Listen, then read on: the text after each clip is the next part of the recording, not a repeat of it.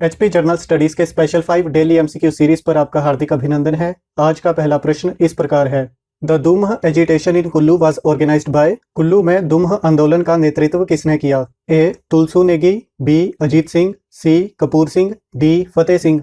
कुल्लू में दुम्ह आंदोलन 1839 यानी कि 1839 में हुआ। इस आंदोलन का नेतृत्व सिराज के वजीर कपूर सिंह ने किया। यह आंदोलन राजा अजीत सिंह और उनके संरक्षक तुलसू नेगी के खिलाफ किया गया। इस आंदोलन के कारण राजा अजीत सिंह और तुलसू नेगी को राज्य छोड़ना पड़ा। इस आंदोलन से जुड़ी एक कहानी यह भी है कि जब तुलसू नेगी ने राज्य छोड़ दिया तो उनकी पत्नी ने जमलू देवता के मंदिर में शरण ली। आंदोलनकारियों ने उन्हें जबरदस्ती मंदिर से बाहर निकाला, जिससे जमलू देवता नाराज हो गए और सिराज क्षेत्र में लगातार सूखा पड़ा। आंदोलनकारियों के द्वारा देवता को जुर्माना अदा करने के बाद ही उन्हें देवता के श्राप से मुक्ति मिल सकी। इस प्रकार इस प्रश्न का सही उत्तर ऑप्शन सी है। दूसरा प्रश्न, which of the following event does not happened at the time of Lord reading. निम्न में से कौन सी घटना लॉर्ड रीडिंग के कार्यकाल में नहीं हुई? ए काकोरी ट्रेन डकैती, बी केरल में मोपला विद्रोह, सी स्वामी श्रद्धानंद की हत्या, डी बटलर कमीशन की नियुक्ति। 1921 से 1926 तक लॉर्ड रीडिंग वायसरॉय रहे।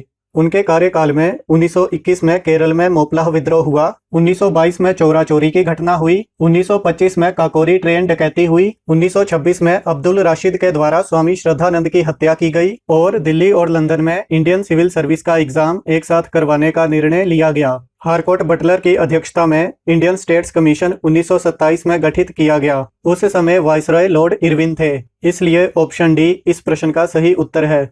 तीसरा प्रश्न, When a member of state legislature is elected as a member of parliament, then जब विधानसभा के सदस्य संसद सदस्य के रूप में चुने जाते हैं तब ए एमएलए के रूप में उनकी सदस्यता स्वतः समाप्त हो जाती है, बी वह एक ही समय पर एमपी और एमएलए दोनों हो सकते हैं, सी 14 दिनों के भीतर उन्हें एमपी के रूप में बने रहने के लिए एमएलए के पद से इस्तीफा दे देना चाहिए, डी एमएलए एमपी का चुनाव नहीं लड़ सकता। रिप्रेजेंटेशन ऑफ पीपल एक्ट 1951 में दोहरी सदस्यता को लेकर प्रावधान किए गए हैं। एक व्यक्ति एक ही समय पर एमपी और एमएलए दोनों एक साथ नहीं हो सकता।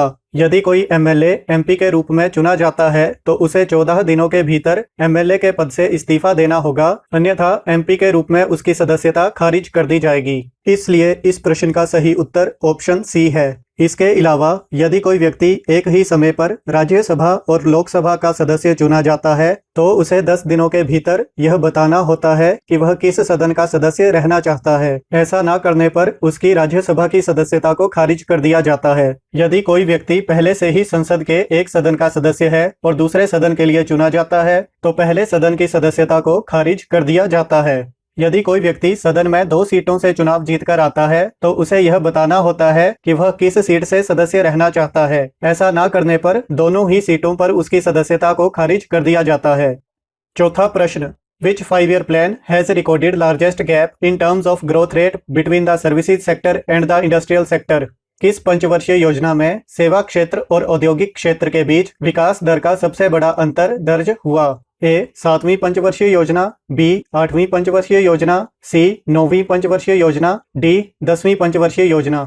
भारत में सर्विसेज सेक्टर की ग्रोथ 1992 यानी कि 1992 के एलपीजी यानी कि लिबरलाइजेशन, प्राइवेटाइजेशन और ग्लोबलाइजेशन के रिफॉर्म्स के साथ शुरू हुई। इसलिए ऑप्शन ए और बी को एलिमिनेट किया जा सकता है। 9th 5-year प्लान के दौरान वैश्विक मंदी के कारण मैन्युफैक्चरिंग सेक्टर में भारी गिरावट दर्ज की गई। इस प्लान के दौरान मैन्युफैक्चरिंग सेक्टर का ग्रोथ रेट 4.51% था, वहीं 9th 5-year प्लान में सर्विसेज सेक्टर का ग्रोथ रेट 7.78% था। दोनों के बीच का अंतर 3.27% अब तक दर्ज किया गया सबसे बड़ा अंतर है। इस प्रकार ऑप्शन सी इस प्रश्न का सही उत्तर है।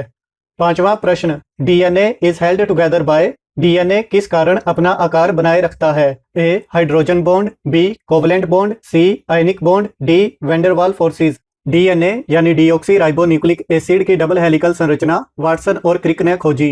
डीएनए के स्ट्रैंड्स शुगर और फॉस्फेट के हिस्सों से बने होते हैं जिन्हें न्यूक्लियोटाइड्स कहा जाता है। डीएनए के बीच का हिस्सा नाइट्रोजिनस बेसिस का बना होता है जिन्हें बेस पेयर कहा जाता है। डीएनए के 4 बेस एडेनाइन, थायमाइन, साइटोसाइन और ग्वेनाइन हैं। एडेनाइन थायमाइन के साथ मिलकर बेस पेयर बनाता है और साइटोसाइन ग्वेनाइन के साथ मिलकर बेस पेयर बनाता है। इन्हें बड़े अक्षरों में ए, टी, जी और सी के साथ दर्शाया जाता है। डीएनए के बेस पेयर्स हाइड्रोजन बॉन्डिंग के कारण जुड़े रहते हैं, इसलिए ऑप्शन ए इस प्रश्न का सही उत्तर है। आयनिक बॉन्ड में इलेक्ट्रॉन्स का कंप्लीट ट्रांसफर होता है। कोवलेंट बॉन्ड्स में इलेक्ट्रॉन्स की शेयरिंग होती है। वेंडरवाल फोर्सेस एटॉमिक स्केल पर वीक अट्रैक्टिव फोर्सेस हैं। आज का प्रश्न है कि हिमाचल प्रदेश सरकार द्वारा हाल ही में लेबर लॉज यानी कि श्रम कानूनों में किए गए बदलावों के सकारात्मक और नकारात्मक पहलुओं को उजागर करें। अंत में आप सब में निहित ज्ञान को प्रणाम। राम सत।